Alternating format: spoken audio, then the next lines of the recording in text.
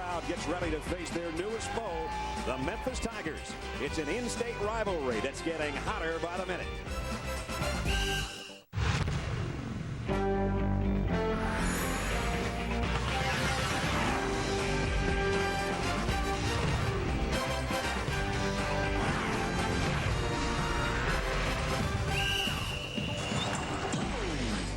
Pearl and John Calipari, they're smiling now. We'll see if they will be in about 2 hours, and we'll see if they will be over the next year in their recruiting. We bring you to Thompson Bowling Arena, Knoxville, Tennessee. It's Conference USA against the SEC. The 17th ranked Tigers against the Volunteers of Tennessee on their home floor. Welcome, everybody. I'm Brad Nessler along with Jimmy Dykes. No matter how much, partner, these two coaches have tried to downplay this rivalry over the last 3 or 4 days, seems like it gets hotter every hour. You look at the great in-state rivalries right now, Brad, in college basketball. Duke, Carolina, Cincinnati, Xavier, Oklahoma, Oklahoma State. This thing's going to be mentioned in that same conversation quicker rather than later, because these two guys, they mirror each other. They're competitive. They're ace recruiters. They're slick guys as coaches, and this thing's only going to get hotter after the newspaper the last couple of days. They both won their conference crowns a year ago, too. The SEC East for the Volunteers and Conference USA for John Calipari's Tigers. Take a look at our Star Watch. A newcomer against a junior that's one of the best in the country. Willie Kemp, a major recruiting battle between these two schools. John Calipari won his first true road game. We've got a lot of pressure on him tonight for Chris Lofton, an outstanding three-point shooter. You better be on his toes when he catches it. Take a look at the starting lineups. Willie Kemp and Wayne Chisholm played at the same high school, Bolivar, Tennessee.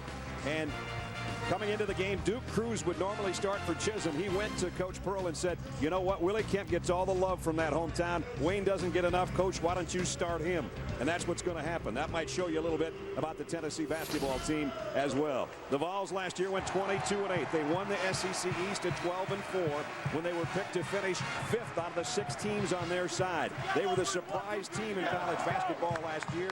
Meanwhile, John Calipari and Memphis won a school record 33 games, were a #1 seed, and went all the way to the Elite 8 before they lost to UCLA in the Oakland Regional Final. So not only recruiting rights, bragging rights for the state, but two very good basketball teams set to do battle, Jimmy. Well, I think this is what's really at stake tonight, though, Brad. It's a resume win for whichever club walks out of here in a couple of hours. And it's also a confidence win early in the year. December the 5th or 6th, you want to be able to hang your hat as a head coach on what you've done so far. This would be a confident win for either Tennessee or Memphis. Tennessee, a team that swept the NIT champion, Gamecocks of South Carolina, and they swept the national champion Florida Gators last year. That was part of their resume, and that's why they got the great seed they had under that guy in his first year. Now in his second season, and he could run for mayor. I don't know if he could run for governor, but he's pretty big around here already. In an arena that has been dominated by Pat Summitt, and now Bruce Pearl's got him thinking men's basketball. There's about 20,000 on hand tonight. J.D. Caldwell, Tom Eads, and Mike Thibodeau are our officials, and we are set for the Tigers and the Volunteers, each with 6 wins. And number 7, as Jimmy said, would be a big one. Here we go. Tigers will control the opening time. I think the game is maybe even more important for Memphis when you consider once they get to conference play, knocking off ranked teams and RPI wins are just not available for them. Tennessee has that built in playing in the SEC. Memphis' only loss was to Georgia Tech when they had a 19-point lead, up 16 at halftime, and let it melt away out in Hawaii. And the opening foul of the ball game is going to be on Joey Dorsey, and he's their big guy inside. Great shot blocker for John Calipari. And now the Vols are going to get a little taste of their own medicine, some full court pressure right off the get-go. And off the get-go, Memphis is going to pancake the point guard, Howe. 2 guards chase him early, trying to discourage the touch. Here he is, Jordan Howland. He got it down court on a nice pass inside. Short arm shot, though. Missed in close.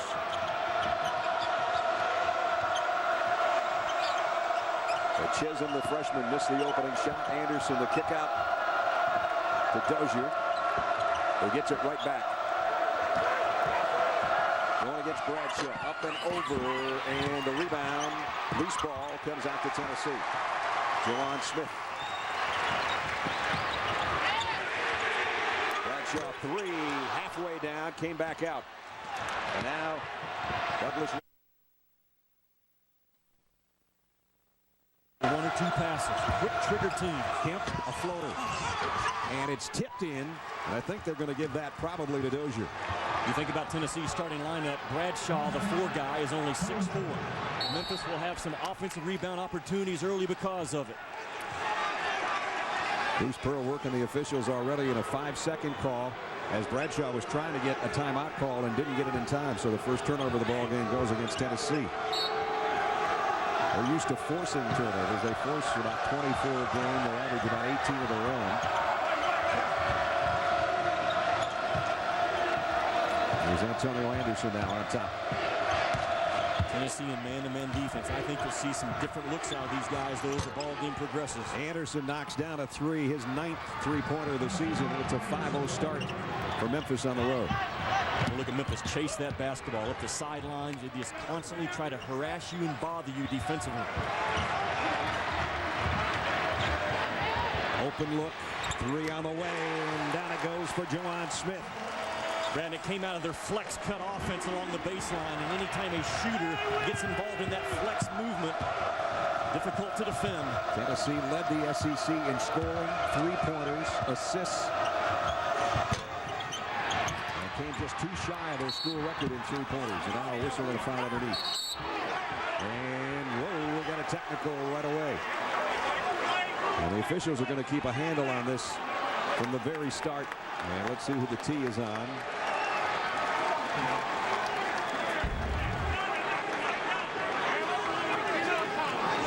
I don't know if they caught Dorsey or Chisholm over the back. Juwan Smith and Dorsey were the 2 guys doing. We've already talked about how this rivalry is heating up in a hurry. And you watch both teams today in shoot-arounds, and they could not wait till a 9 o'clock local tip for this thing to take place. You got Memphis kids that played against Tennessee through high school. There's been recruiting battles for guys like Willie Kemp on this floor. You got 2 premier guys on the sidelines that absolutely do not understand backing down from any kind of a challenge, either coaching or in the recruiting trail. You better get on top of this game early, officiating-wise. I think they did a nice job of that right there. So Dorsey will go to the free throw line. Well, Dorsey, who's not that great a free throw shooter, knocks it down for his first point of the ball game. So both those players, Smith and Dorsey, each have a personal foul and a technical foul in the opening 2 minutes and 9 seconds. And when this kid right here at the free throw stripe, when he gives it the gas on every possession, he's about as good as there is, certainly in Conference USA, to handle. A load at that low block, and he's bringing the effort. Missed the second, and the rebound comes off to Howell.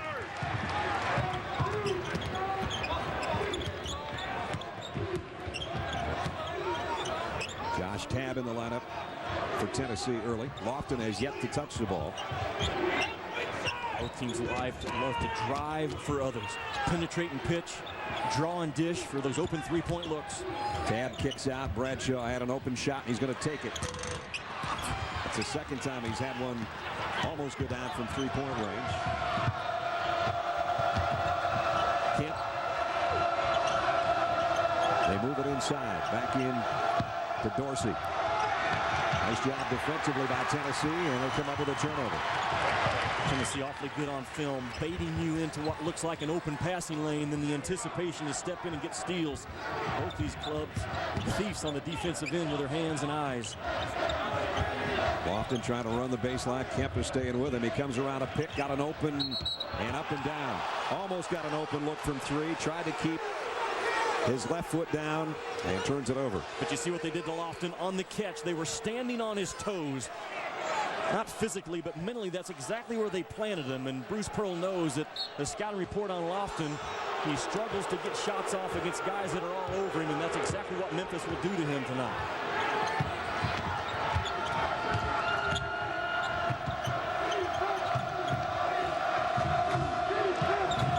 Roberts on the outside.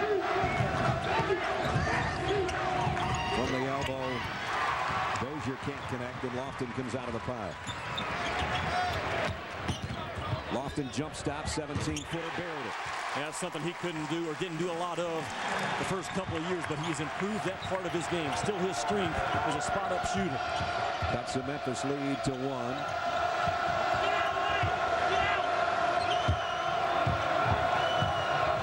Memphis loves to spread you out. 4 guys 5 or 6 feet around that 3-point lane and 1 guy inside. And here's a steal by Tabb. Chance for Tennessee to take the lead for the first time. Bradshaw backpedals, fires a three, and it's short. And the ball comes free for the Tigers. The shot was short because he actually shot it as he was still backing up to get behind the three-point line. Had he ran to that spot to begin with, he probably would have knocked it down. He's that good of a shooter.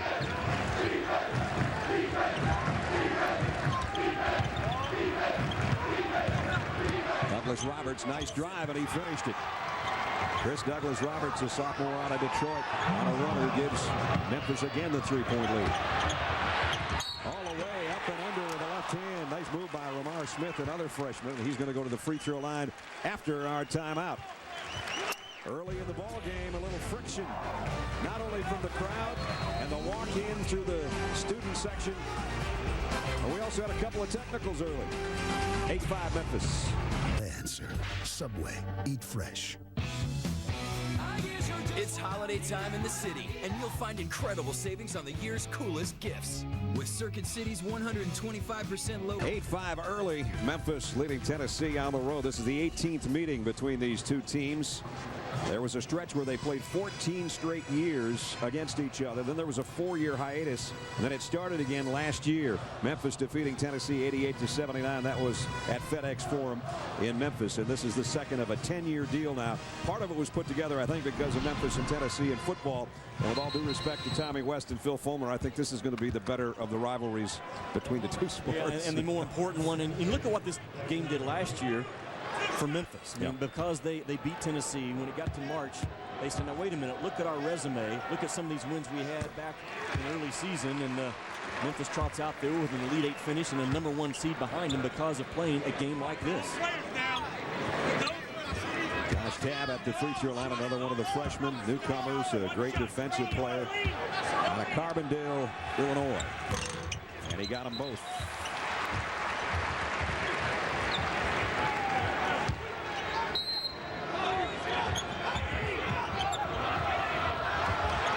Court pressure now. And need a little help in the backcourt.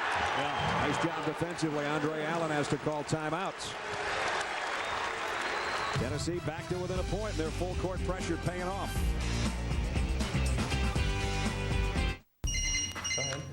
Hey, Mom, what's going on? Hey, baby. How was Vegas? Both clubs so far in their press defense, Brad, they have pancaked the point guard. And what I mean by that, there's the ball out of bounds. There's the offensive guy you're trying to throw it to, the point guard. You bring your guy off the ball, and you put him in a face guarding position, and then another defender behind, and you just pancake that guy and make it very difficult. There's the pancake. You can order it up for breakfast, or you can bring it to the basketball floor. And that's what the defenses are doing right now in this part of the ball game. Andre Allen had to call a timeout because of that stack of cakes. Memphis by 1. They've led throughout by as many as 5. Allen, the veteran, trying to go in, and Ryan Childress is going to foul him on the inside. As I was talking about on that chalkboard, Brad, you pancake the primary ball handler. Look at him stacked up right there. And then you can kind of play games with him, but you show an initial pancake stack, and then boom, bad things happen to you. You struggle getting it in. You get the point guard turned around. You got to call a timeout. Nice job defensively on the inbound play. Tennessee defensively. And what a shot by Douglas Roberts from the outside. Just has a knack for scoring. He's got 5. And a hanger. Talk about a knack for scoring. Chris Lofton hanging in the air, and one hands it in. He's got 4. And it's important that he makes 3 or 4 of those baskets a game because, again, clubs are really going to double him up coming off of ball screens, and he's got to do something else besides shoot 3-pointers this year. Often trying to stay with Douglas Roberts. Ball loose. He gets it back. Still can't get it. And now coming out of the pile, Josh Tabb. Lofton for 3. Got it! Now he can still do that. He can go get a tough 2 on you. Tennessee's first lead on Chris Lofton's 31st three-pointer of the year. You've got to tag him in transition, run with a purpose, and find shooters. Dozier had it blocked, and it's out of bounds to Memphis. Tennessee 5 straight points, and all 5 Chris Lofton. Learning to get a tough 2 with a ball fake. You respect his jump shot, and he goes inside, but then in transition, In a scramble type situation, you better run with him, you better tag him and be there on the catch. If not, bottom of the net. 5 straight for number 5. And Tennessee in front by 1. And they've got the crowd in it now for the first time.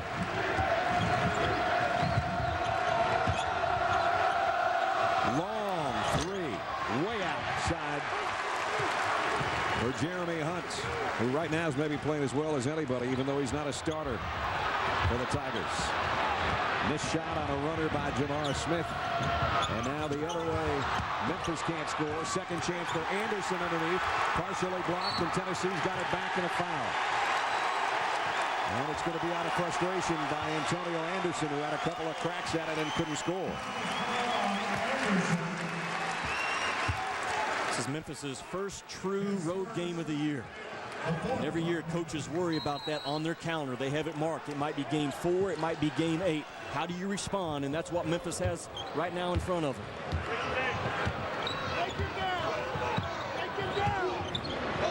Lamar Smith now at the points. Duke Cruz in the lineup. As Bruce Pearl's gone to his bench, Chris Lofton is on the bench right now. And Juwan Smith turned it over. Juwan Smith with the turnover. Well, the future stars of basketball coming up tomorrow on ESPN2. Nolan Smith leads number 1 ranked Oak Hill Academy against the number 2 ranked Blue Devils of Norcross, Georgia. Old Spice High School Showcase presented by Nike on ESPN2 Thursday, 9 o'clock Eastern Time. And Norcross not only had a great season in football that has just ended with the playoffs around the corner, but they got a great basketball team as well with a lot of recruits that are heading in different directions. And your neck of the woods, isn't it, partner? Yep.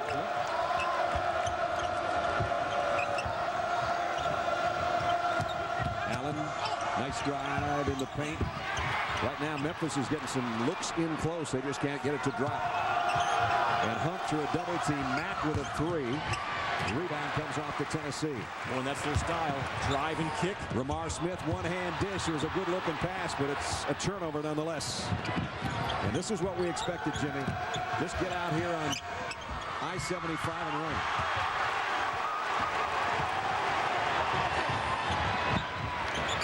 Which team hits the brakes first to slow it down just a little?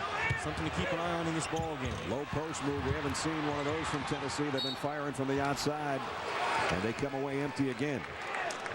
Bradshaw and Howell will check back in for the Volunteers. They lead by 1.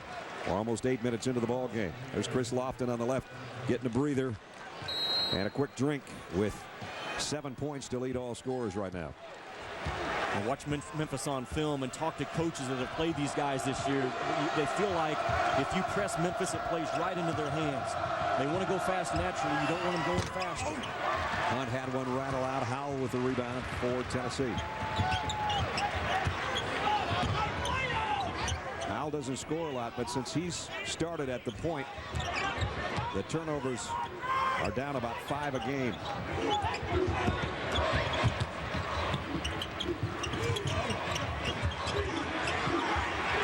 Double team down on the low block.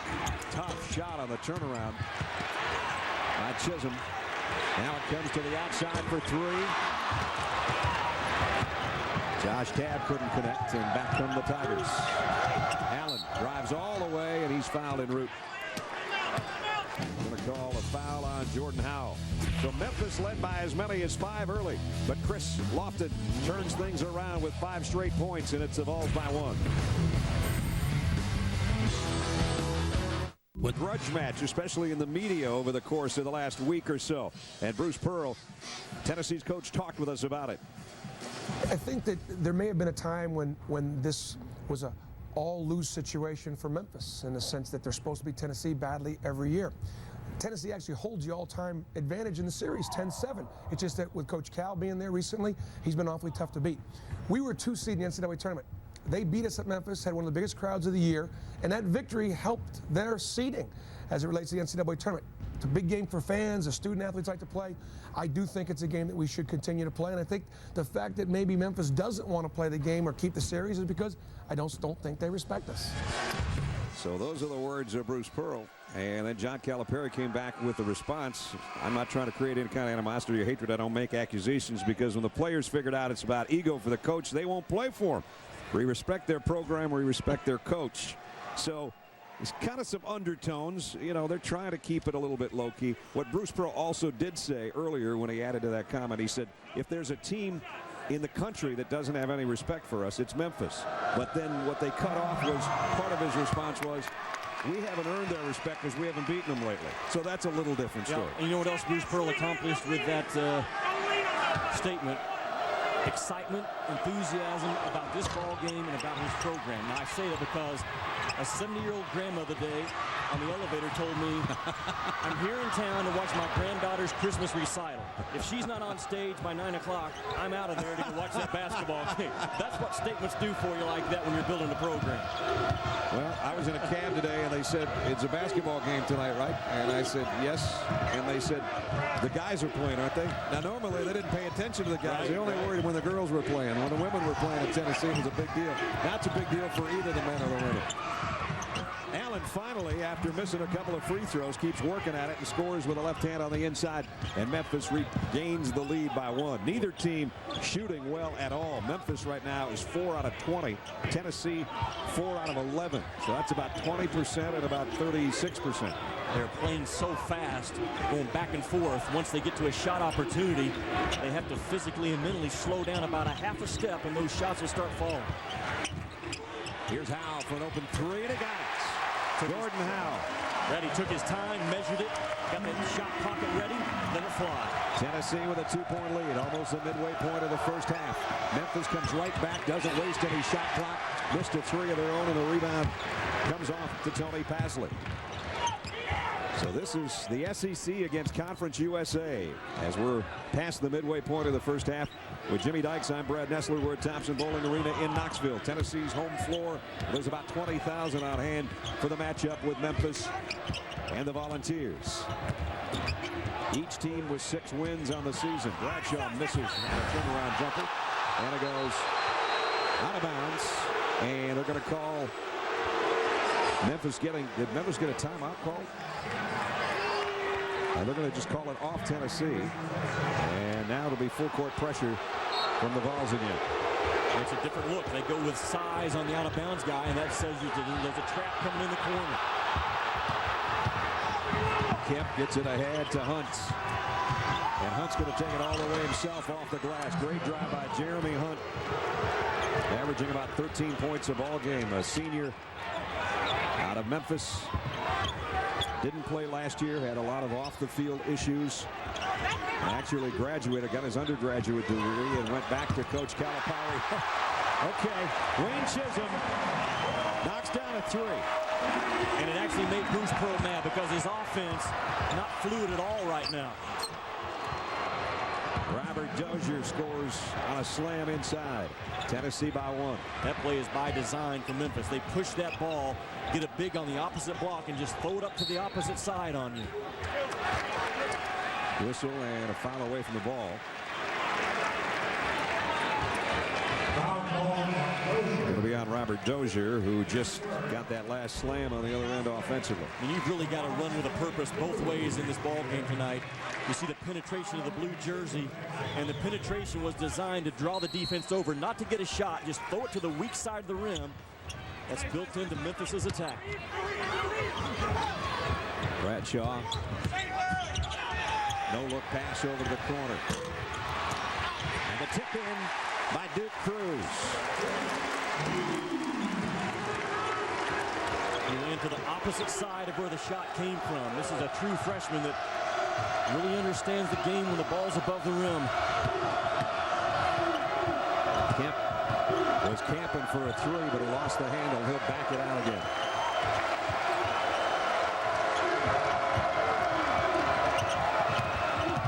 It's a driving dribble motion offense. Hunt from way downtown. Rebound comes off Ramar Smith. And Ramar will bring it himself, the left-hander. Bradshaw tried to scoop a pass through the traffic. Actually got it in there, and it got rejected by Robert Dozier. Hunt pops a 3 and misses.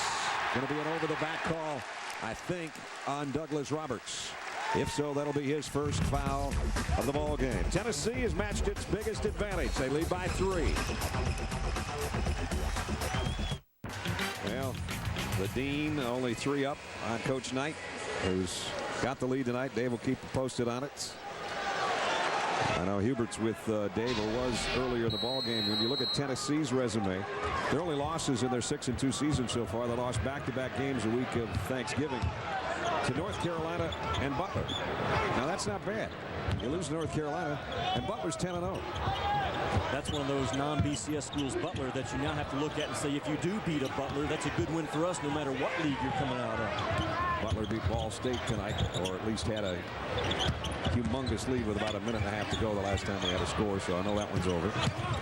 Tennessee with a 3-point lead here. Nice ball movement and a follow again by Duke Cruz. Talked about as a true freshman, he really plays well with the ball above the rim. He understands angles, he understands where the ball's going to come off, and he's there a majority of the time waiting on it. He was voted the preseason newcomer of the year in the SEC. Duke Cruz, 4 points off the Tennessee bench. Would have been a starter, but again, he gave up that spot to his teammate Wayne Chisholm tonight because Chisholm and Willie Kemp of Memphis played at the same high school. Lofton, long 3, and he got it. Chris Lofton's second 3 of the night. 25-17 in Tennessee. You don't dare him to shoot the basketball. He's too good of a stroke. Rejected inside by Cruz. 7:01 in the last 2.5 minutes for the Vols. A good blue wall defense was thrown up though quickly in transition by Memphis. An important initial stop out of the guys in blue. Lofton feeling it. It's going to go inside and score again. 12 for Lofton. 27-17. John Calipari has seen all he wants to see right now.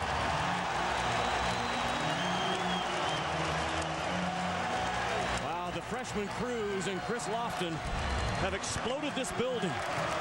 There's the first initial miss. Look at Duke Cruz come in. Just keeps his eyes up. Fights through contact, and the ball's above the rim. And then Chris Lofton, I talked about, you don't dare him to shoot. You don't let him measure the rim. Brad, you get on his toes and make him bounce that basketball. Knocks down a 3, and then Donnell Mack let him go, and he scored with a left hand on the inside. And John Calipari didn't even wait till Mack got to the sideline as if to say, are you kidding me? You're going to give number 5 a crease? 12 points for Chris Lofton, and we still have 6:10 to go in the first half. You know what? Last year, Chris Lofton went all season long trying to prove everybody wrong. Why didn't you recruit me, Kentucky? Why did not you recruit me, Louisville? And he did very good last year doing that. And now he's trying to prove everybody right. Okay, you voted me on an All-American team. Now I'm going to prove you that you were right to put me there. A junior out of Maysville, Kentucky. And they sell his number 5 jersey in Maysville, Kentucky. And he's the biggest thing to come out of there since George Clooney. That's big. And then when you're the sexiest guy in the world, and Chris Lofton's outvoting you, outranking you in Maysville, Kentucky, you're hot. He's hot tonight. He's got 12. How many guys can say that? I'm bigger than George Clooney. You and Chris Lofton are the only 2 guys I know. Tennessee is warmed up now. They're at 45%, but a lot of that is because, as you saw the graphic, Chris Lofton's 5 for 5. Whistle, and it's going to be a foul on the baseline. Looks like it's on Josh Tabb.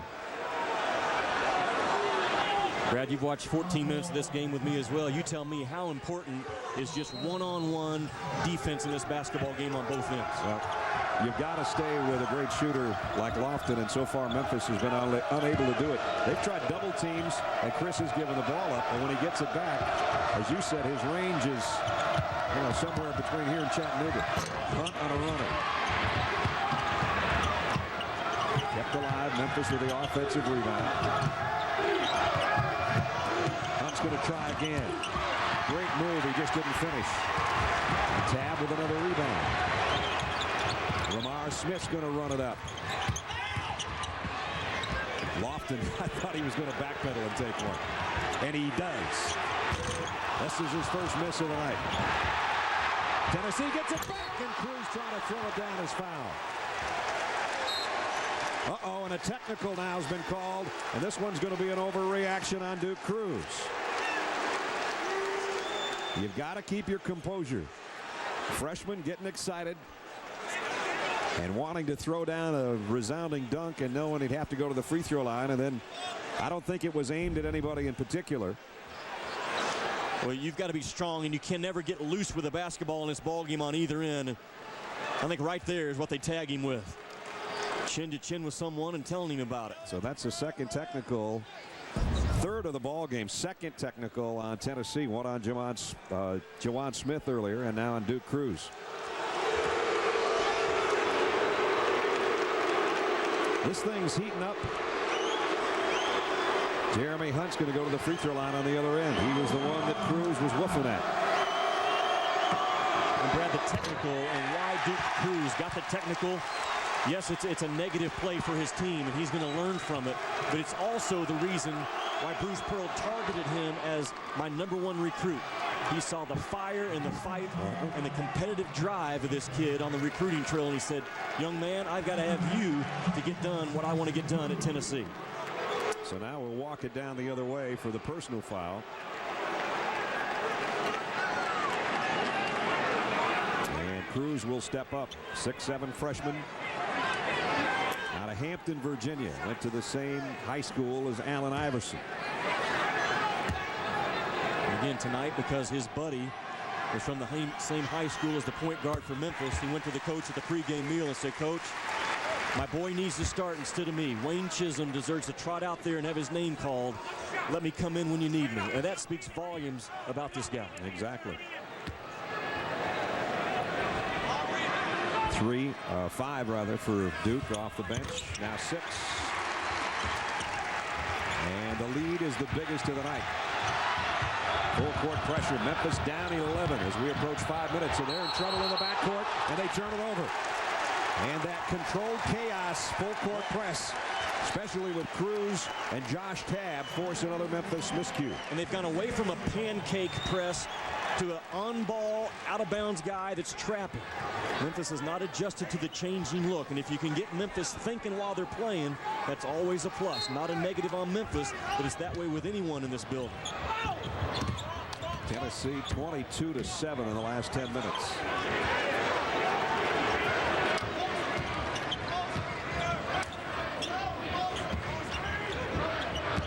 Lofton, only one missed shot tonight, and Matt Dozier, they got the long arms on him. And he's going to take it anyway. Doesn't get the roll, battle for the rebound. A little dish inside by Tabb, and now the ball up and in for Omar Smith. And it's a size press right now. Cruz up top on the ball. Numbers now for the Tigers, and they make it pay off. Nice drive to the rack and a good dish. Robert Dozier scores. And when you go with a size press, what you give up is the back-end goalie at the rim to stop a play like that. Gamble on the front end, can burn them on the back end. Tennessee by 11 with 4 minutes, 10 seconds remaining in the first half. Lofton up and under. Got it. Wow, he scored in every fashion in this first half. Jeremy Hunt trying to slice to the basket. Dozier comes out of there with a rebound. Fans were looking for a traveling violation, and now he and Bradshaw go to the deck. And the possession arrow will go to Tennessee. 13-point Tennessee lead. Much of it is this guy, Chris Lofton, one of the best in the SEC and the country, putting on a show.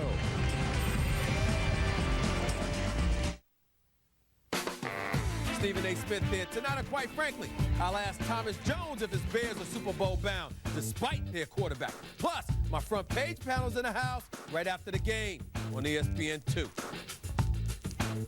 Teams from 28 countries compete for global bragging rights. Stuart Sink leads the U.S. against a field of the world's best, including Ireland's Padraig Harrington and Canada's Mike Weir. The Barbados World Cup coverage begins Thursday at noon Eastern on ESPN.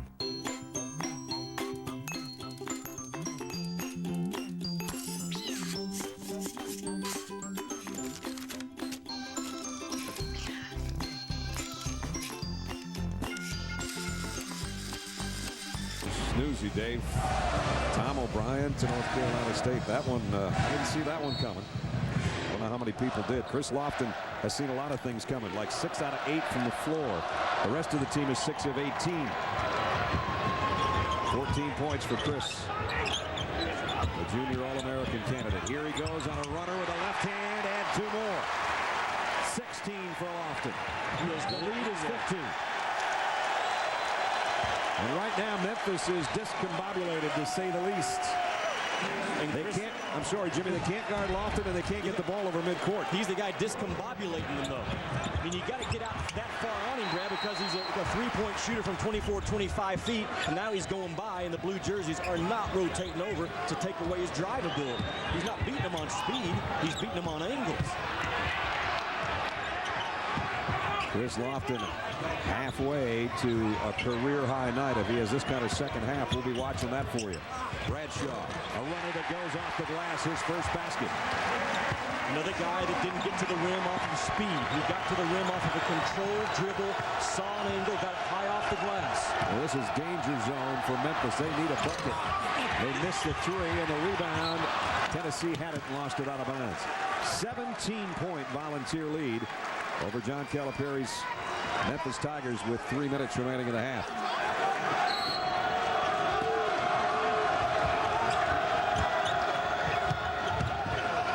There's a wide open look for Allen, and he missed a three. Easy one underneath, and they miss a dunk. Dozier missed twice in close.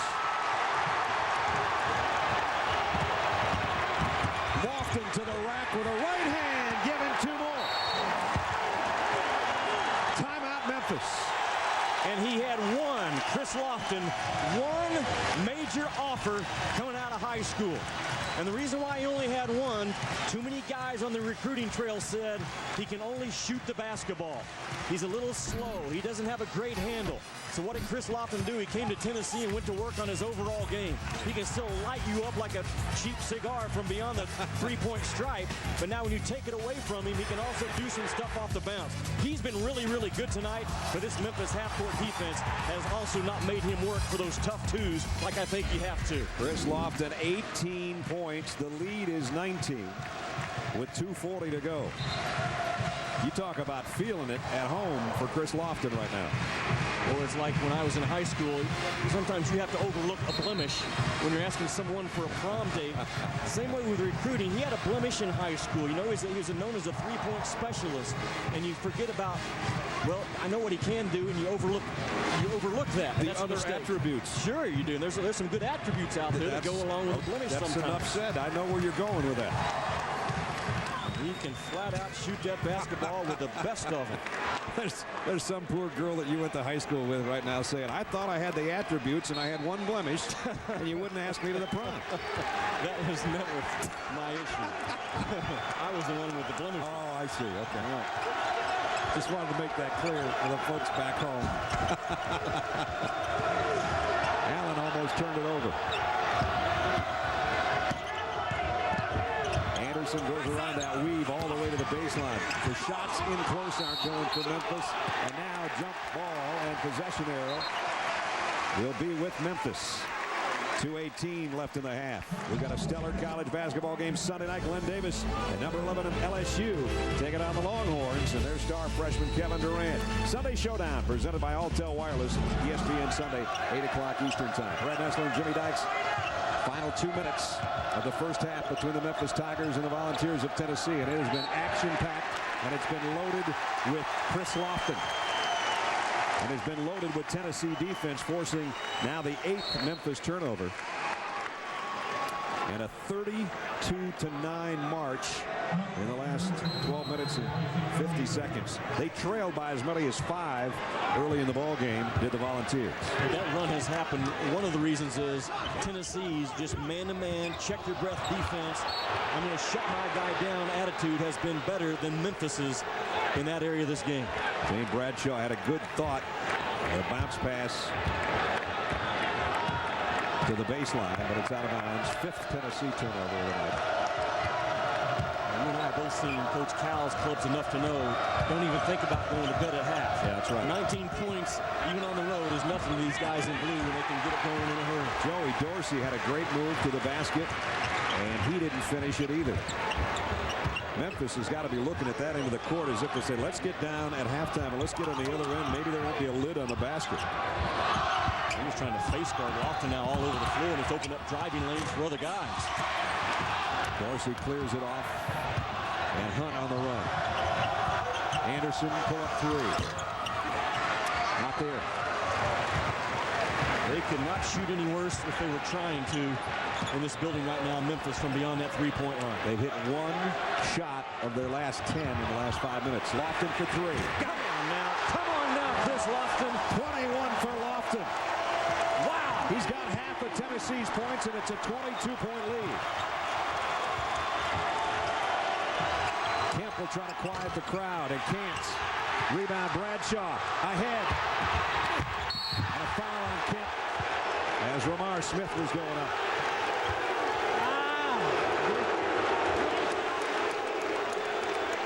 So far, Bruce Pearl's squad has played like this is a bitter, bitter rivalry.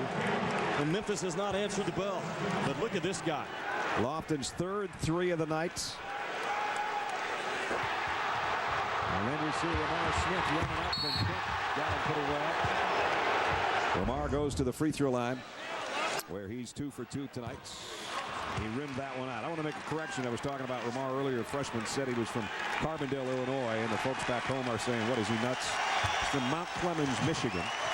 Chris Lofton should take the rest of the first half off. I think 21 points is good enough. That's as good a half as I've seen this year in college basketball. Maybe we will see all season long. Well, we're going to see more of Chris, though. Yes, we are.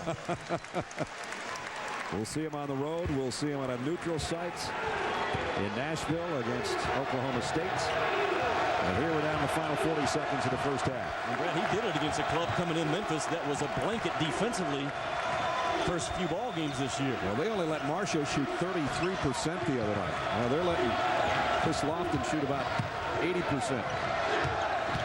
Hunt trying to find a way to score anything, and finally he gets one to go. And I mean finally for the whole team, not just Jeremy. Tennessee will take the very last shot of this half. Bruce Pearl knows, do not let Memphis throw in a momentum bucket heading into this locker room. Final 6 seconds. Bradshaw's got it. He'll take a long three. And that'll be it for halftime. Wow. What a performance by Tennessee and Chris Lofton in particular. 21 of their 43 points. Halftime, Tennessee 43, Memphis 22. Dave and the gang in the studio now for our halftime show. Dave. At home 43-22. Welcome back to Thompson Bowling Arena in Knoxville, everybody. Brad Nessler and Jimmy Dykes. Partner, the last time we saw a performance like this probably had Adam Morrison or J.J. Redick written all over it. Yeah, a good reference there. And you know what Chris Lofton did in the first half, in my estimation? The game was really, really fast. He's the guy that adjusted on the offensive end and slowed down just a little bit. And as soon as he did, man, you talk about getting in a rhythm. Terrific stroke, and he had the balance going. He shot some tough twos. He can always stick a three, but Memphis kind of also bailed him out, a little late rotating over, and he just started scoring anytime and from anywhere on the floor that he wanted to. You look at the balance in his game in that first half.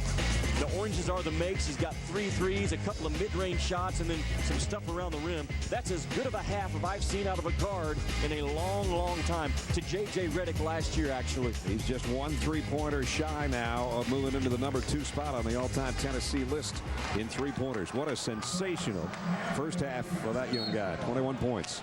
19,714 are watching it right now. And they'll be cheering the next 20 minutes to see if Tennessee can hold on to this big lead over the number 17 team in the country. You can tell that Memphis has come out with some defensive intensity on this opening possession. And Bradshaw missed in close. And the Tigers get the rebound of the person of Joey Dorsey. They need a good opening 4 minutes, the Tigers here. They've got to take it step by step. You can't get 21 points back in a hurry. But the steps have to start right now. That would have been a great start, but the three rattles out. Rebound, though, Dorsey underneath, and he's going to be fouled. Foul is on Howell, his second. Joey Dorsey, the 6'9", 260-pound junior out of Baltimore, trying to fire up his team. Number 1 shot blocker in the conference last year.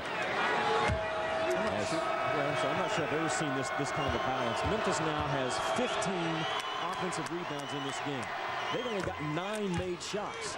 But 15 times, they've got the ball right there underneath the rim, and they still only have 9 made shots total. That's why I said hopefully they'll have better luck on this basket, because that one had something over the top of it down there in the first half.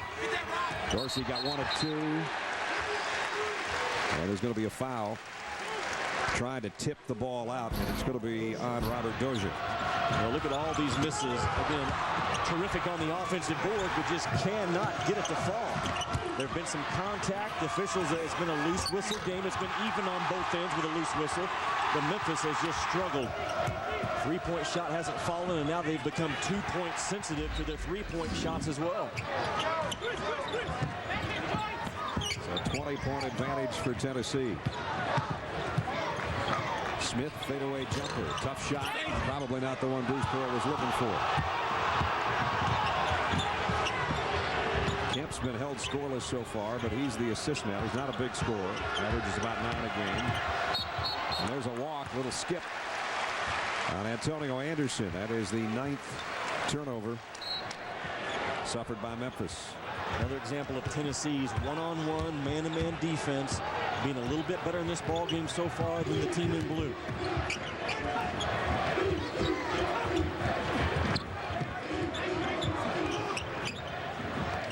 Flex cut offense, the 3 guys along the baseline, just that flex cut movement. Maryland has used it for years, and it's difficult to defend. Tennessee plays 7 of the next 8 at home. In fact, they don't leave the state of Tennessee until about the 9th of January. Lofton, way outside. Shot clock was winding down as he took that one. That's only his 3rd missed shot out of 12 tonight. Kemp will try 3. Lofton with a rebound. It's not the shot Coach Cal wants, I can tell you. Kemp has proven he can do a lot of things, but he is not a proven shooter. Tennessee's only turned it over 6 times, including that last trip down court. Nice hang time by Douglas Roberts, and he's going to have a chance for a 3-point play. I think Willie Kemp will get a seat because of the shot that he took last possession. And get back in a ball game like this by doing exactly what Memphis did, Brad. Catch the ball on the perimeter, drive, force the action, let the officials make a call to help you out. Be tough with the basketball. Memphis is kind of cutting the lead a little bit because of that action.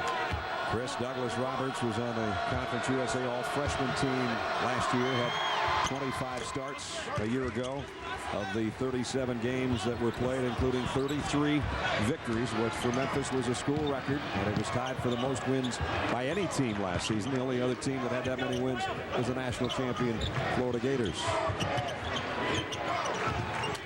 The other thing that Tennessee does right there with Bradshaw on the floor, he's a 4-man, so he's always a pressure release. He's got a 6'9" guy out there chasing him on the perimeter right now, so they can always keep their offense moving with Bradshaw on the floor. Baines played every position except center in his time in Knoxville, and because of moves like that, he can actually score over some of the bigger guys that he faces. He gives away about a half foot to 8 inches every game as far as who he's playing against. Dorsey trying to keep it alive, ball loose on the floor, and it is going to be Memphis ball. Chris Lofton comes out, has not scored so far in the second half, gets a quick breather here. And you talked about the importance of Memphis having a good opening 4 minutes. Well, we've played 3. And they're not gaining much ground. They need to have a good next 60 seconds right now to give them some confidence. Anderson trying to leave it off inside for Dozier. He's fouled by Cruz.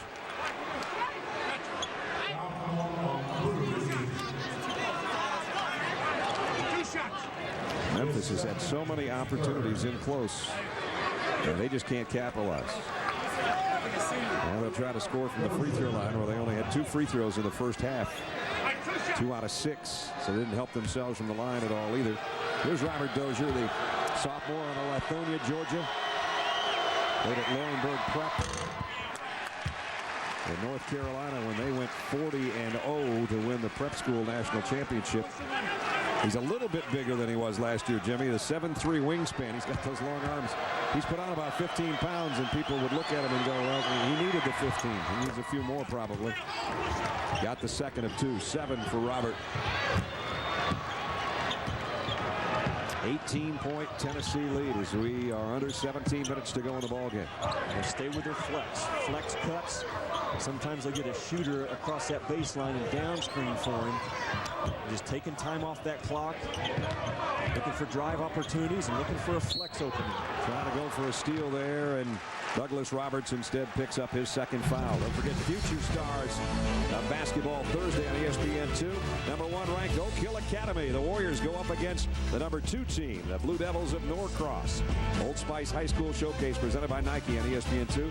You talk about Oak Hill and some of the guys that have come through there. That's a pretty good group, isn't it? You know, that NBA age limitation rule, I think it's going to really help guys like Calipari and Huggins and Pete Olson, Jim Boeheim, guys that have had success already with one-and-done players. And of course, Carmelo Anthony, one of the most notable after the freshman season to win a national title for Syracuse. Ray Allen ran it up, missed the shot. And now everybody converges on Ramar Smith, and he's fouled.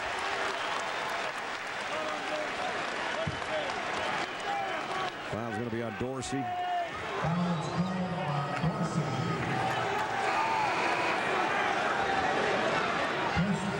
That's a third on Dorsey. John Calipari knew coming in he was coming into a hornet's nest. I don't know that he knew it was going to be quite this much of a buzzsaw. Thompson Bowling Arena, men's basketball over the years. Sometimes you come in here, it's kind of a cavernous place. If the women aren't playing, it's not full. Well, there's almost 20,000 here tonight, and they've been standing a good part of the ball game. Three-pointer by Jawan Smith won't go. Dozier's going to try 3 of his own. Rebound. Anderson, nice hustle to keep it alive. Kemp for 3. Got it. Willie Kemp's first basket of the night is a three-pointer. And it's down to 15. Again, you've got to crawl before you walk and walk before you run, and that's what Memphis is trying to do here in the opening 4.5 minutes of the second half. So their opening 4 minutes, it wasn't great, but they didn't lose ground. They actually gained a little, and they can build off of that now. And they got a defensive stop, Jimmy, right there, and that can add 2 more to it. Kemp the kick out. And now Dozier from 15 looking for a foul call, and Bradshaw didn't get it, and he short-armed the ball badly. That would have been huge. That would have made it a 13-point game. Without Lofton on the floor, Tennessee right now looking for an offensive identity. He's set to check in. They need a basket until he can get back. Double team down low, and lane violation on Tennessee. So the Volunteers will give it back. Don Calipari's coming all the way out on the court to meet his players, trying to get them involved. They trail rather by 15. The Heisman Trophy presentation, Saturday at 8 on ESPN. Michael, lass mal runter ein bisschen. Weiter links. Gut. So you couldn't find a car you like here in Germany?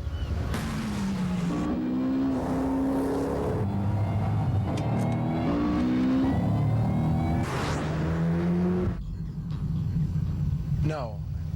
I couldn't find a speed limit I liked in America.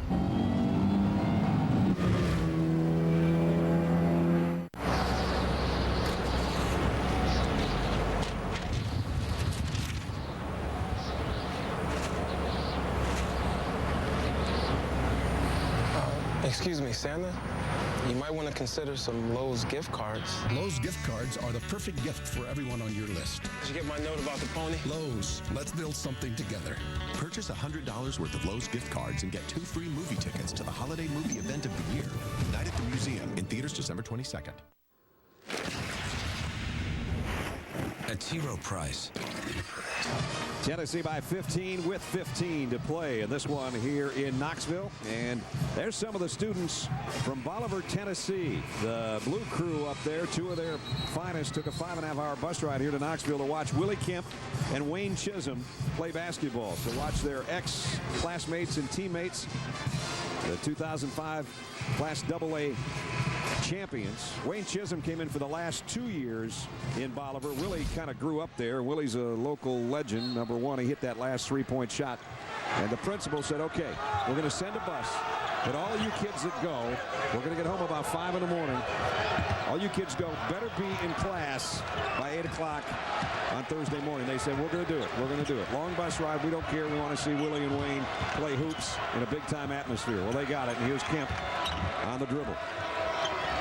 Well, that's what college basketball does for folks, doesn't it? Allow them opportunities that sometimes they probably wouldn't get otherwise. There's even a few folks that are wearing half orange and half blue jerseys in this ball game, as Willie Kemp, one of those guys from Bolivar, has his shot rejected. And coming the other way in a hurry is Lamar Smith, but he missed on the drive. Bolivar, an area just outside of Memphis, and John Calipari has said, you can have the rest of the state, Tennessee and Vanderbilt, but I own Memphis. Memphis is a unique deal, and usually they do. It's tremendous high school basketball in Memphis. Bolivar's about 70 miles east of Memphis, on Highway 64 out there, town of about 5,800 people. And here it's got two of their own in a big-time college basketball game. And the folks that aren't here and didn't make that 5.5-hour trip, I know are watching back home. As Memphis knocks down a three, Douglas Roberts with the three-pointer, and all of a sudden it's a 12-point game. I remember Jimmy saying at halftime, you know, John Calipari's teams, you don't want to go anywhere.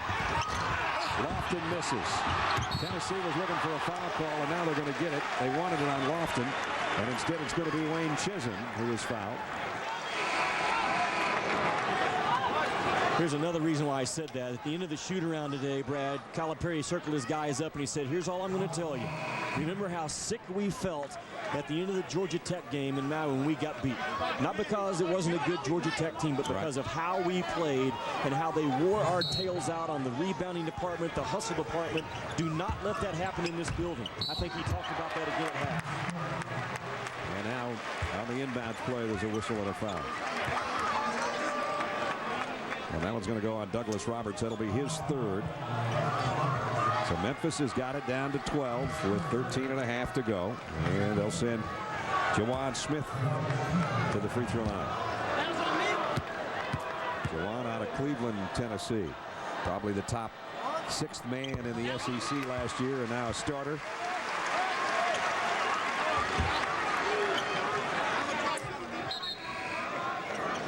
Tennessee has to get Chris Lofton back into this ball game. He has not gotten back into this thing like he was the first 20 minutes. Right now, Bruce Pearl, you know, is thinking, how do I get number 5 going again offensively? If he doesn't get going in the next 2 or 3 minutes, Memphis is going to keep creeping closer and closer and closer. Smith got both free throws. 5 for Jawan. The lead only 14. It once was 22 in the first half, and Douglas Roberts going to work. He's got 8 points in the half. Bruce Pearl knows Lofton needs to get involved. With the other 4 white jerseys on the floor, understand that.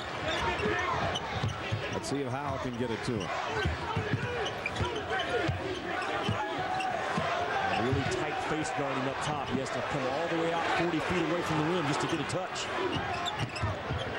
He's got Mack on him. He takes a long three and nails it. Well, that's how you get him back in it. He does it himself. And that's why you get him back involved, because what did that shot do? Got him 3 points and got the crowd back into the game just a little bit. Mack tries a 3 and he nails it.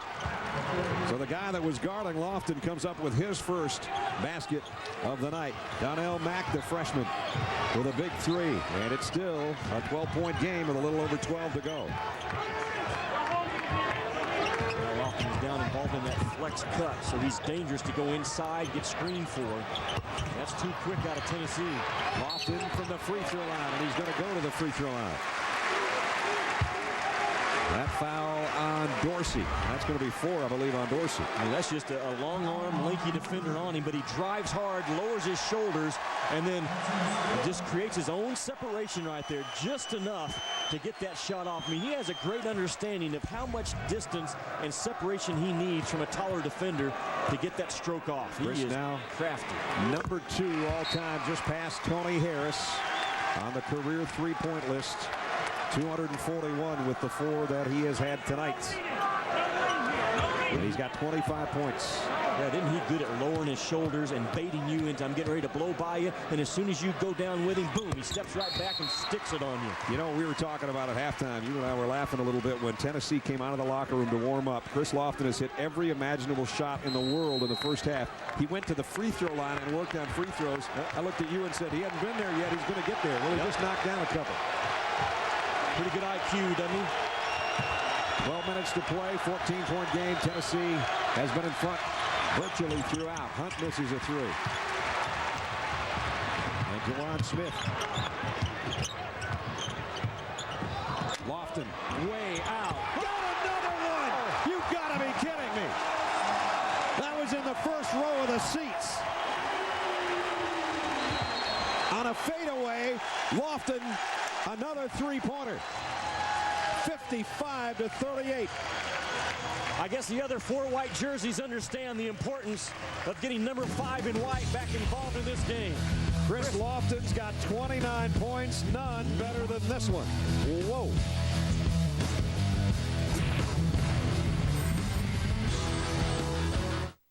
To say the least, both coaches have talked about this one. Bruce Pearl even brought his team down through the crowd. Memphis with some technical fouls early both ways. It's been a heated rivalry with some hard fouls. Coaches going at it. And Tennessee has led virtually throughout, including 55-38 right now, courtesy of the junior, Chris Lofton, who has lit up the night sky in Knoxville at Thompson Bowling Arena in front of over 19,000 fans. He has 29 points, 5 threes, including one a few moments ago where Jimmy and I just looked at each other and said, that's ridiculous. Think back on how many contested, tough, twisting jump shots J.J. Redick made as a junior and senior at Duke. That's what this kid's doing right now. He's gone with that one.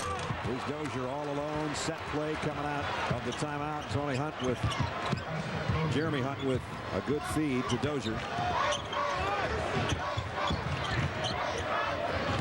Chris Lofton with ball in hand and 29 points, approaching a career high. Fadeaway three again. That one was halfway down and it came out. And on the battle for the rebound, it's still going to be volunteer ball. And now we've got a timeout with 11:09 remaining in the ball game. Chris Lofton putting on a show. 29 points for the first team SEC junior.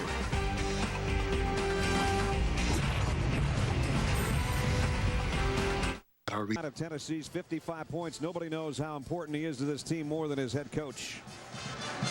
He is a really good contested shooter. And he's going to have to be tonight because they got some guys that are 6'6" and long-armed, and they're going to have a hand in his face, but he can make contested shots. He's terrific in transition. He needs no time to get it off.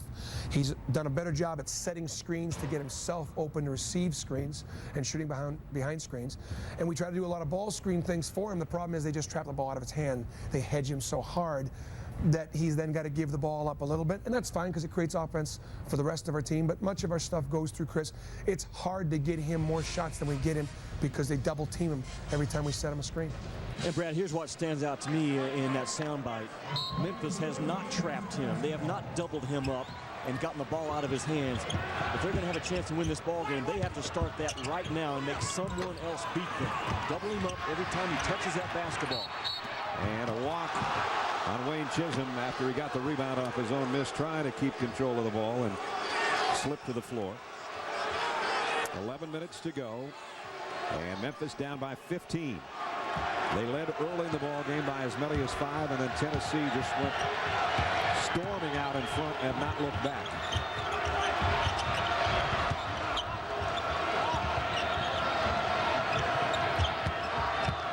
Dozier trying to work to the inside, leaves it for Allen on a drive on the baseline, and Dre Allen scores to cut it down to 13.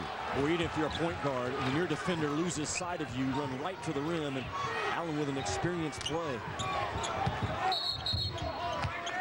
Whistle and a foul down inside, and it might be on Andre Allen. It is. Allen, a junior point guard, a lot of experience he brings to the team. And we're going to go to 1-1. That means Chris Lofton will step up to the free throw line with a chance to make it an even 30 right here. How will Memphis defend this kid for the next 10 minutes and 32 seconds? So if he continues to operate, even if he has to go to the half-court strike, Brad, to get the basketball, if he goes one-on-one from that point, they're going to still win this ball game. They've got to get the ball out of his hands on the touch somehow, some way. Chris Lofton has matched his season high that he set against Louisiana Lafayette. And this against a better opponent, 31 against Memphis right now. Good move by Douglas Roberts. He shows his style, and you can tell he's a good one, the 6'6 sophomore. He's had a big second half. 10 in the half, 15 for the game to lead Memphis in scoring.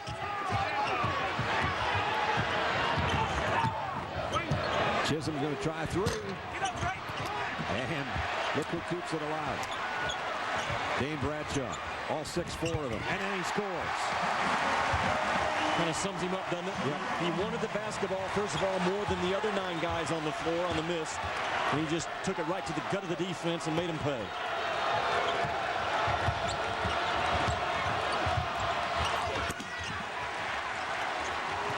Douglas Roberts was looking for a foul and didn't get it. Bradshaw dishes it to Lofton. And Lofton trying to shake Allen, and there's going to be a foul, I believe, away from the ball. At least I think that's the call. Or was it a 5-second call? They're going to call it on Chisholm. That's what I thought. Wayne Chisholm looked to be the guilty party. Trying to set a pick for Chris Lofton, and he'll go to the bench.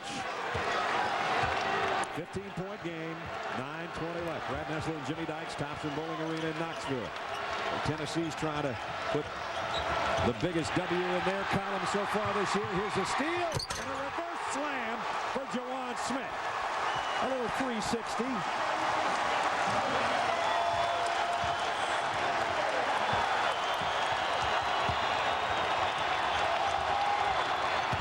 Could make SportsCenter if Chris Lofton doesn't dominate it.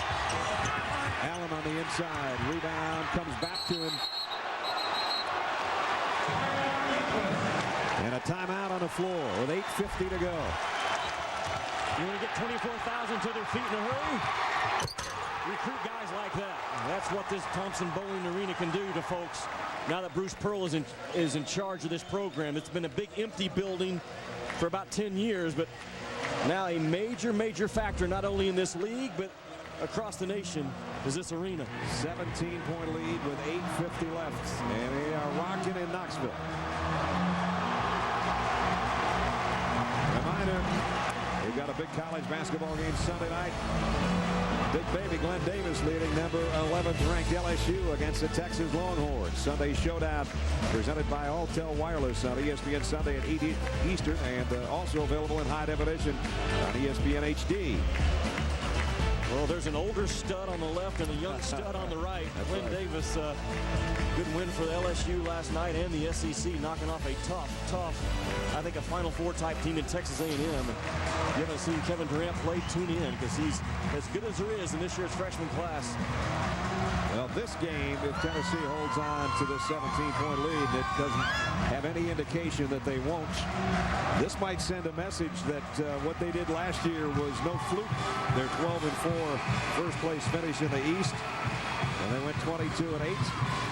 And certainly when you consider their losses have been to North Carolina and Butler. North Carolina, one of the top 5 teams in the country, and Butler's 10-0. So if Tennessee goes to 7-2, you're going to have to look at this win and go, wow, whether it's at home or not. You know what else you have to look at? Coach Pearl and Coach Summit. Pretty good combination, yeah. Men's and women's. Right up there with Coach K and Gail Guest, of course, at Duke. Sylvia Hatchell and Roy Williams at North Carolina. And you talk about a tandem, Pat Summit and Bruce Pearl. You know, they got Philip Fulmer away and Pat Summit drive. If he keeps going the direction he's going, one of these days when you drive onto campus, he'll have an arch. It'll be the pearly gates. Oh, I can see it now, the pearly gates as you come onto campus. Well, we've got Coach Summit's name right in front of us at midcourt here. That three would have been big. And now they're going to get free throws from Joey Dorsey as he's fouled underneath after picking up the loose ball rebound. Duke Cruz with the foul. That's going to be his third. Tennessee has more than held their own in the toughness department in this ball game, and to me the toughness department shows up in, can you board with a team inside when they have a physical advantage on you? Memphis has that physical advantage in this ball game, but Tennessee has held their own in that department. Dozier, 2 points.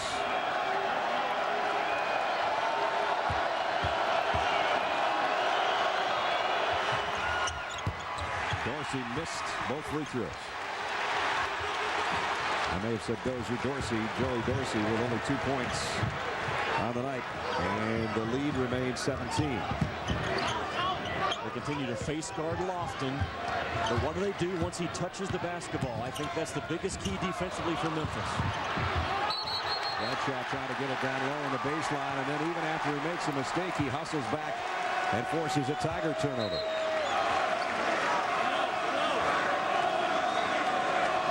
Each team with 11 turnovers.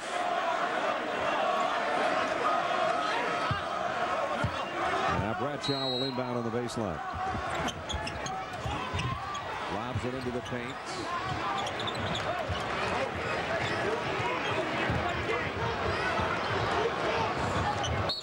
And there's just a concentration turnover by Jawan Smith.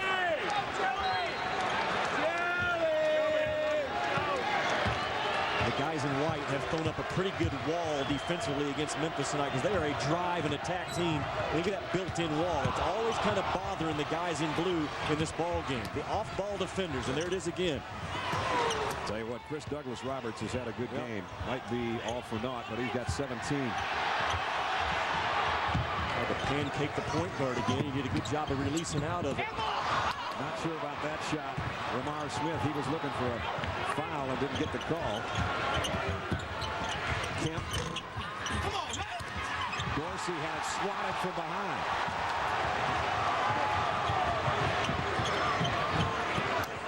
I'd give Chris Lofton a touch if I was Tennessee. You're a pretty good assistant coach right now. Bradshaw, the look with one hand and the layup with the other. How good was that? Young man's from Memphis.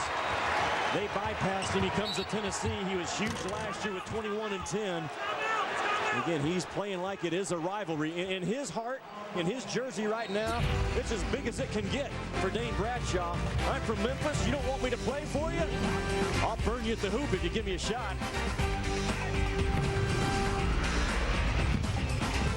53-46 Tennessee leads, and Jimmy, I always think of bragging rights and help in recruiting when you play a game like this, but it's worth a lot more than that. Well, you talk to the coaches and they said, you know what, all that is a sidebar to the fact that this is a resume win for somebody tonight.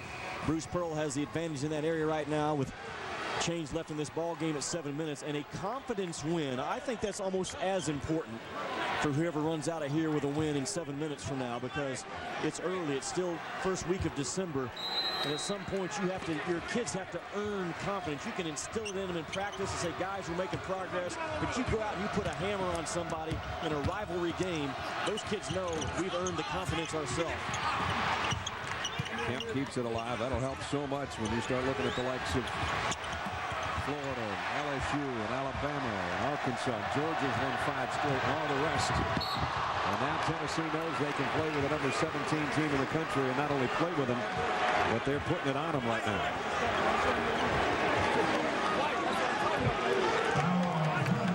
I really like Tennessee's defense in this ball game of Memphis.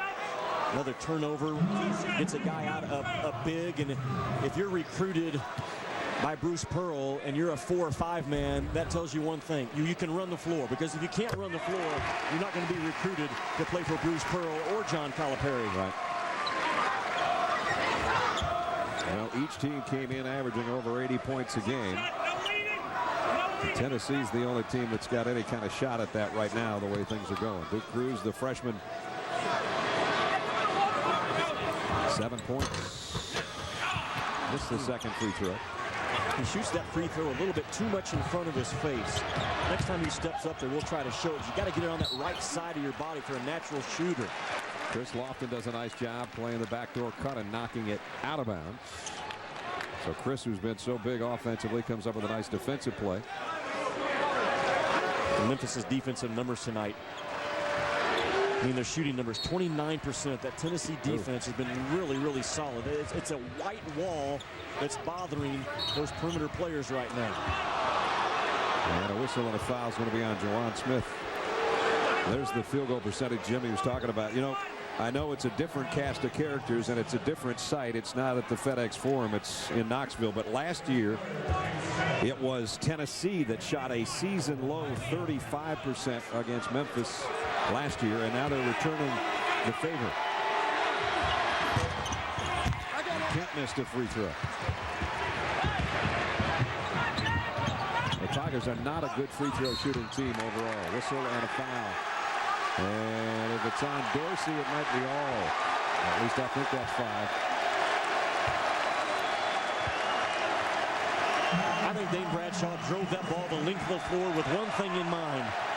It's not so much about me getting 2 points, but Dane Bradshaw, a point guard mentality playing the 4, knew that Dorsey had 4 fouls, so he said, I'm going to take one trip and try to drive it right at this guy and try to foul him out. And he does with only 2 points on the night. That's it for Joey Dorsey. 13 rebounds, and you know, that's amazing because when he has double-figure rebounds, 19 times in his career he's had double-figure rebounds, and the Tigers have won 18 of them. So they put one in the loss column. One of those statistics that just got bigger on one side instead of the other.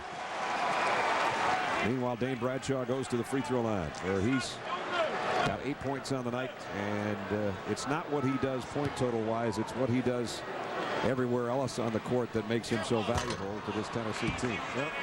Number 2 defensive rebounder, number 1 in assists, number 1 in steals.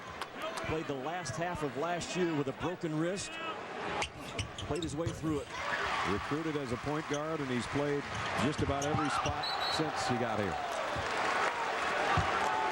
Now Tennessee's going to pancake the point guard again, and he slips right out of it. Ray Allen going to take it coast to coast, and he's fouled by Bradshaw. With 6:18 remaining. Bradshaw picks up his first foul. 5 out of 13 for Memphis. They come in as a team shooting 61%, and they're coming off a season high against Marshall the other night. They shot 85%, so they haven't made a living at the free throw line all year, and they certainly haven't tonight. That's the first time Allen's hit a free throw in his 3 attempts.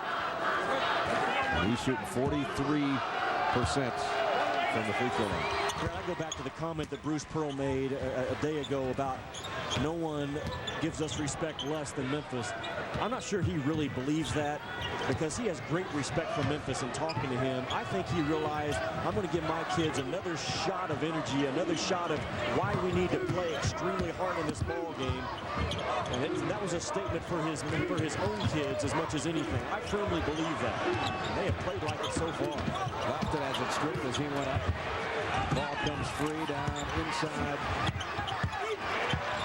to Cruz, and Cruz keeps it alive all by himself. Well, I agree with you, Jim, and especially bringing the students or the team down through the crowd tonight instead of just out of the locker room. There's a little more showmanship that got his team pretty excited about this ball game, as if they weren't already. 19 for Chris Douglas Roberts. It's down to 15 with 5:20 to go, but Memphis needs some defensive stops and some offense in a hurry.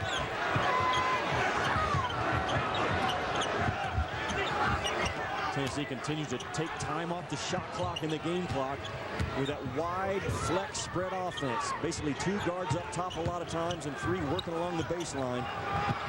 And because they're a small team, all 5 can handle it for the most part. And Lofton had it stripped again. And up and over everybody, Antonio Anderson. Pretty good lift by Antonio Anderson. Down to 13. Memphis is a club that can go 5, 6, 7 points in 45, 50 seconds if you're not careful. Now it's going to be on Willie Kemp.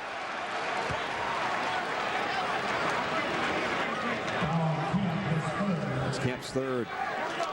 Bruce Pearl still working the officials with a 13-point lead.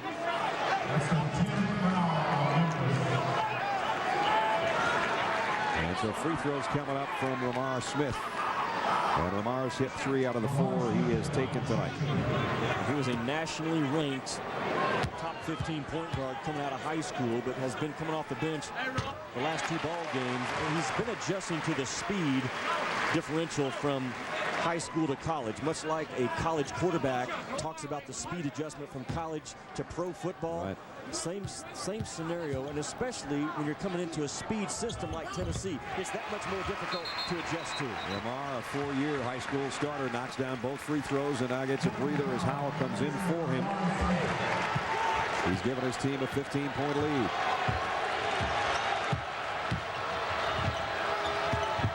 This has been the man for Memphis offensively. Anderson fouled, and this one's going to be on Bradshaw.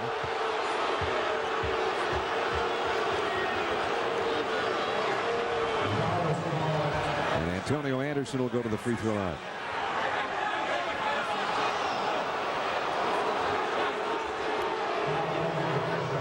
Anderson comes in averaging 11 points in the ball game and 5 tonight so far. He was a starter much of the time last year. When he wasn't, he was the first man off the bench. Antonio, sophomore out of Lynn, Massachusetts. So of course, John Calipari with UMass had so much success in the 8 seasons there, including a Final Four in '96. That Memphis needs 2 back-to-back 2-minute runs. Whoa, down hard, and I mean hard, goes Jawan Smith. Douglas Roberts. I don't think anyone sees him still laying down. They got to stop the game. Finally, the officials, I don't know how they missed it. We can hear the thud over here. And Bruce Pearl's the first guy out there before the coaches or the trainers. Chad Newman, the trainer, out. He really hit the deck hard. He went up, tried a reverse layup, got the shot stuffed, and with it came the body shot heard around the arena. And we'll just take it back and let you see it and listen.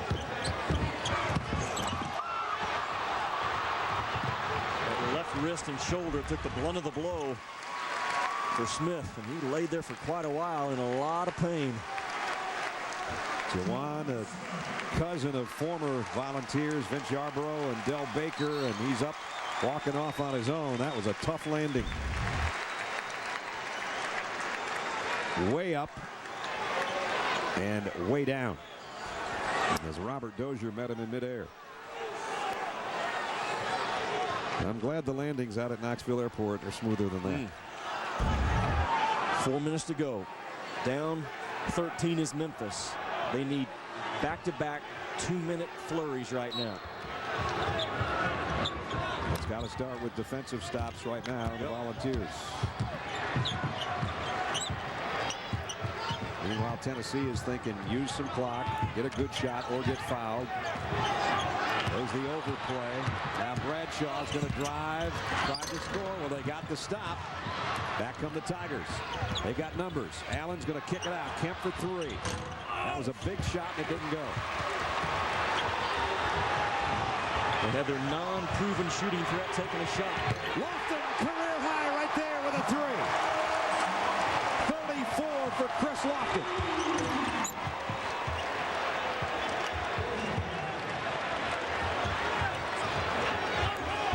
Well, we saw his previous career high in Athens, Georgia last year, Jimmy, at 33, and we've seen one better tonight. And I don't know if we'll see one better than this all year. A lot of emotion between these two teams. The fans, 19,000 plus in Knoxville, welcomed their Warriors into Thompson Bowling Arena, and then Chris Lofton took over the show, along with Dane Bradshaw and company. They've led throughout the game. It's showtime in Knoxville. 70-56 Volunteers.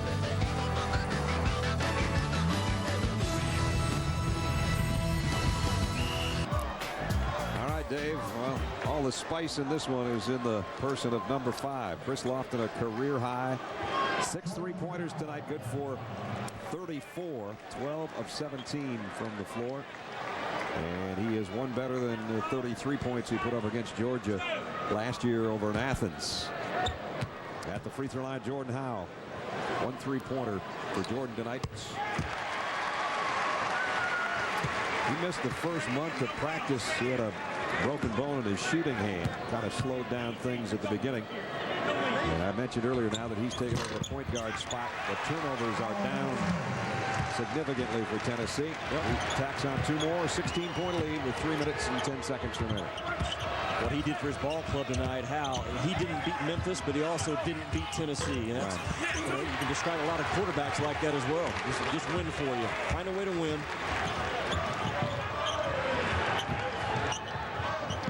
What do All-Americans do? In big games, they hit big shots, they show guts, they show toughness.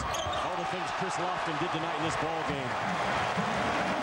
Duke Cruz, 9 for him as he cruised under the basket with a reverse layup. And now it's just a matter of how many Tennessee wins by. And it'll make it even better next year when they get together, because Memphis won't forget this one for a while. Neither will these fans. Everybody up now as we approach the 2-minute mark.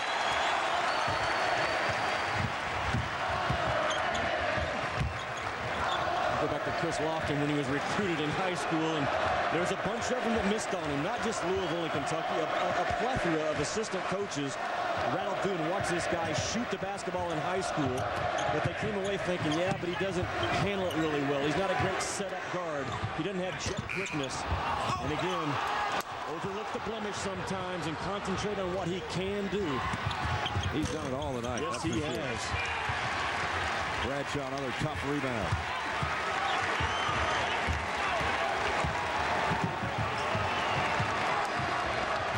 He stayed patient because the game was at a frenetic pace back and forth. But once he gets the ball in his hands, see how the game kind of slows down for him? You don't get him out of the speed and the pace that he wants to play. That's why he put up huge numbers. Bradshaw from the elbow. Just kind of I'm going to get rid of this thing off the glass, and he knocks it in. No one played with a bigger grudge in a rivalry game than Bradshaw. Again, from Memphis, playing for Tennessee. Here's Lofton. He's going to pull it out. He knows the ball game's over. The damage has been done. He doesn't have to add anything to his resume tonight, that's for sure. You got to wonder if somewhere in this country, or maybe out of the country, watching on ESPN2, George Clooney is going, you know what? I was big in Maysville, Kentucky until this kid came along. Rosemary Clooney was big in Maysville, Kentucky until this kid came along. That almost went from about 28 feet. And we're down to the final half minute of the ball game. You know what else he's done tonight? It's a great lesson for younger players. The longer you play the game, the slower the game becomes, and that's what Lofton did tonight in a frenetic pace. All these guys right here coming into this week, what do they have in common? They have all shot over 50% from the field from the three-point line and all making over 3 a ball game. Chris Lofton is right there with them in that kind of a category as far as best shooters in the nation right now.